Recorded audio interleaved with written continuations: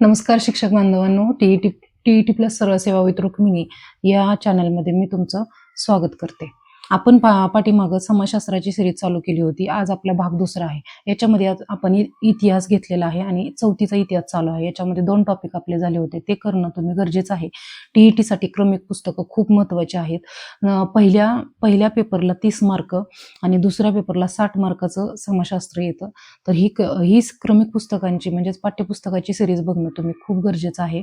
आणि 40 ते 45 प्रश्न हे पाठ्यपुस्तकामधून येत असतात आणि ऑदर 15 प्रश्न हे आपल्याला बाहेरचे विचारले जातात, जे आपल्या जनरल नॉलेजनुसार. तर तुम्हाला हे करणं खूप गरजेचं आहे आणि ही सिरीज आपली अशीच चालू राहणार आहे. इतिहास संपल्यानंतर भूगोल, त्याच्यानंतर नागरिकशास्त्र, राज्यशास्त्र हे असं आपण घेणार आहोत. तरी तुम्ही ही सिरीज दररोज पाहणं गरजेचं आहे. ही सिरीज टी-ई-टीसाठी तर उपयोगी आहेच, परंतु टेट असेल, पुढे जाऊन होणारी टेट असेल किंवा तलाठीची परीक्षा असेल किंवा कंबाईनची परीक्षा असेल, इतर सरळ सेवा असतील, याच्यासाठी देखील पाठ्यपुस्तकापासून सुरुवात करणं खूप गरजेचं असतं. कारण ज्यावेळी आपण खूप रेफरन्स बुक यूज करतो, त्यावेळी आपल्याला या पाठ्यपुस्तकातून ज्या कन्सेप्ट क्लिअर झालेल्या असतात ते समजून घेणं फार सोपं जातं. तर आपण सुरू करत आहोत. चौथी इतिहास आहे, भाग दुसरा आहे आणि याच्यामध्ये आपण 2 टॉपिक बघितले होते. आता पुढचा टॉपिक आहे शिवरायांचे बालपण. शिवरायांचा जन्म हा शिवनेरी किल्ल्यावर पुण्याजवळील जुन्नर जवळील असणारा किल्ला इथे झालं होतं.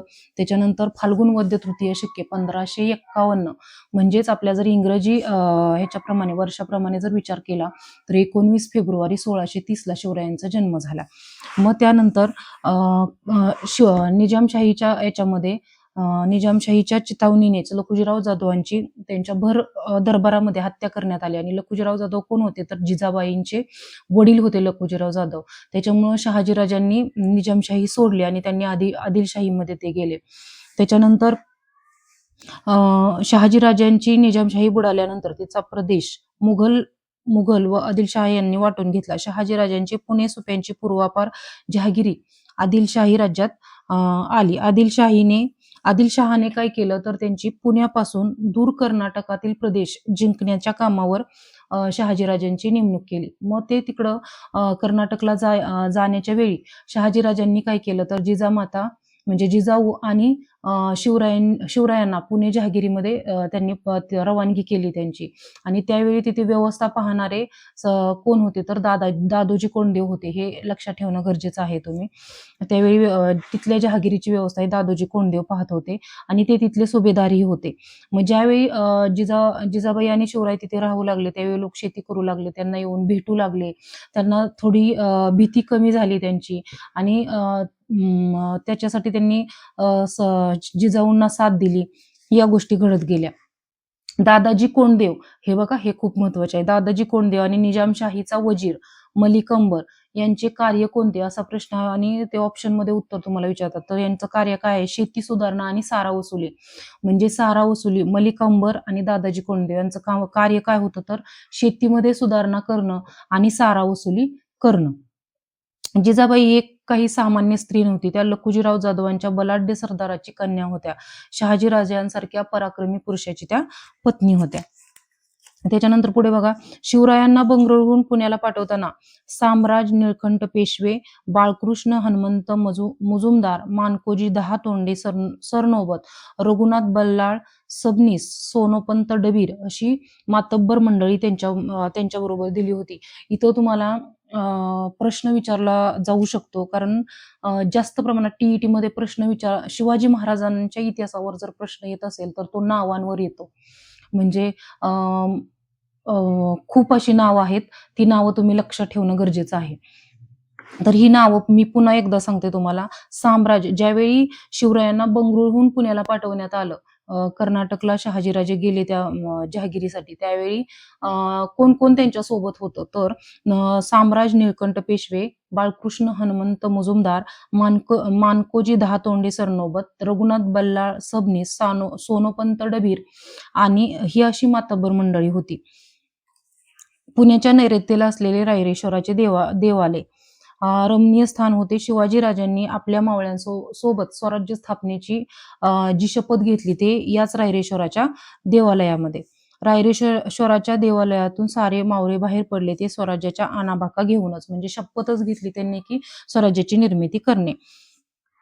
मावळ खोऱ्यातील झुंजारराव मरळ, हैबतराव शिळमरकर, बाजी पासलकर, विठोजी शितोळे, जेदे, पायगुडे, बांदल इत्यादी देशमुख मंडळी शिवरायांचा शब्द मानू लागले. स्वतंत्र राजमुद्रा ती मुद्रा अशी, प्रतीपचंद्रलेखेव वर्धिष्णु विष्णुवंदिता शाह शुनो शिवशेषा मुद्रा भद्राय राजते. म्हणजे याचा अर्थ काय होतो तर प्रतिपदेच्या चंद्रकलेप्रमाणे वाढत जाणारी आणि साऱ्या विश्वाला वंद्य होणारी अशी शहाजीराजांचा पुत्र शिवाजीराजे यांची राजमुद्रा लोकांच्या कल्याणासाठी आहे. ही राजमुद्रा देखील तुम्हाला अर्थासाठी विचारली जाऊ शकते. या काळात राजमुद्रा बहुधा फारसी भाषेत कोरलेल्या असत. इथं प्रश्न येऊ शकतो बघा. त्या काळात म्हणजे शिवाजी महाराजांच्या काळामध्ये राजमुद्रा कोणत्या काळात कोरल्या जायच्या तर फारसी भाषेमध्ये कोरल्या जायच्या. पण शिवाजीराजांची मुद्रा जी शहाजीराजांनी कोरून घेतली होती ती कशामध्ये कोरली होती तर ती संस्कृत भाषेमध्ये होती. आपण फसू शकतो, म्हणजे त्यावेळी फारसी भाषा होती तर आपल्याला असं वाटू शकतं की शिवाजी महाराजांची राजमुद्रा देखील फारसी भाषेत असेल, पण नाही, शिवाजी महाराजांची राजमुद्रा ही संस्कृत भाषेत होती. आता पुढचा टॉपिक आहे आपला स्वराज्याचे तोरण. दिल्लीचा मुघल बादशाह, विजापूरचा आदिलशाही सुलतान, गोव्याचे पोर्तुगीज आणि जिंजिराच्या सिद्धी अशा 4 सत्ता त्यावेळी महाराष्ट्रावर होत्या. मग शिवाजी महाराजांच्या काळामध्ये कोणत्या 4 सत्ता होत्या तर दिल्लीचा मुघल बादशाह, विजापूरचा आदिलशाही सुलतान, गोव्याचे पोर्तुगीज आणि जंजिऱ्याचा सिद्धी अशा 4 सत्ता होत्या. मग त्यांच्या विरुद्ध कोणीही ब्र काढण्याची कोणाच्यामध्ये हिंमत नव्हती. परंतु इतक्या बिकट परिस्थितीमध्ये देखील शिवरायांनी स्वराज्याचा मंत्र उच्चारला होता. त्यांनी त्यासाठी शपथ घेतली होती. शिवरायांकडे पुणे, सुपे, चाकण व इंदापूर परगण्यांची जहागिरी होती. इथं प्रश्न तुम्हाला येऊ शकतो. शिवरायांकडे कोणत्या परगण्यांची जहागिरी होती तर पुणे, सुपे, चाकण आणि इंदापूर. पुणे, सुपे, चाकण आणि इंदापूर. जहागिरीतील तोरणा किल्ला विजापूर दरबारातील अधिकाऱ्यांच्या ताब्यात होता आणि तो या किल्ल्यांशिवाय कसले आहे स्वराज्य, ज्याचे किल्ले त्याचेच राज्य. मग त्यानंतर शिवाजी महाराजांनी तोरणा किल्ला जिंकून घेण्याचं ठरवलं. तोरणा किल्ला शिवरायांच्या डोळ्यापुढे होता. पुण्याच्या नैऋत्येस 64 किलोमीटरवर कानत खोऱ्यात हा किल्ला आहे. त्याच्यानंतर या किल्ल्यावर 2 भक्कम माच्या होत्या. इथं प्रश्न आला होता बघा, आम्ही ज्यावेळी टीईटी दिली त्यावेळी कोणत्या किल्ल्याला 2 माच्या आहेत. एक झुंजार माची आणि दुसरी बुदला माची. तर ते काय आहे तोरणा किल्ल्याला एक झुंजार माची आणि दुसरी बुदला माची.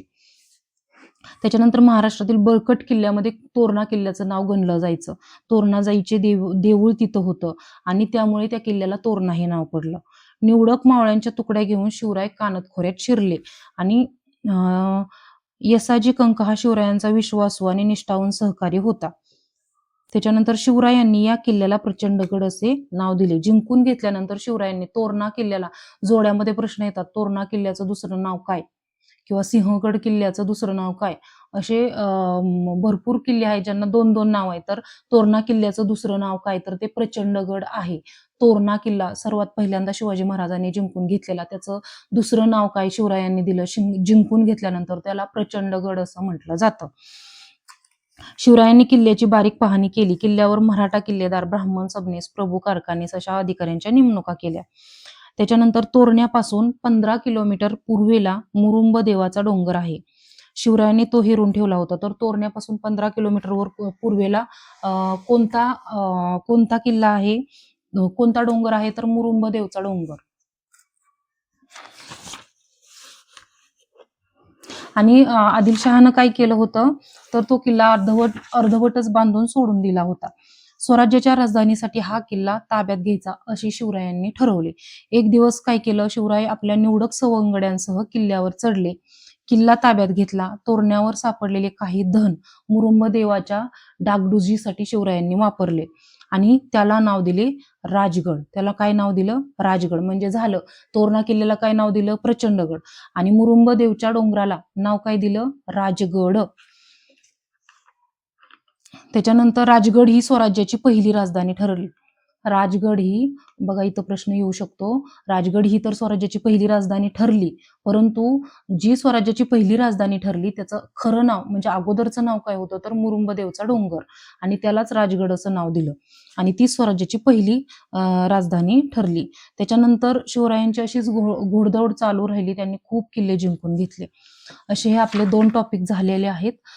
पुढच्या भागामध्ये आपण पुढचे 2 टॉपिक घेणार आहोत, आणि ही सिरीज पाहणं तुमच्यासाठी गरजेचं आहे. ही सिरीज करत राहा, कारण मी फक्त महत्त्वाचे मुद्दे याच्यामध्ये मेन्शन करत आहे. धन्यवाद. आणि चॅनलला सबस्क्राईब करा, शेअर करा आणि लाईक करायला विसरू नका, आणि कॉमेंट नक्की करा खाली बघून झाल्यानंतर. तुम्हाला काय याच्यामध्ये ॲड करायचं असेल किंवा अजून डीपली घ्यायचं असेल तरी देखील सांगा, परंतु माझ्या मते तुम्हाला जास्त डीपपेक्षा स्मार्ट वर्क करणं गरजेचं आहे आणि थोडक्यात पाहणं गरजेचं आहे. धन्यवाद.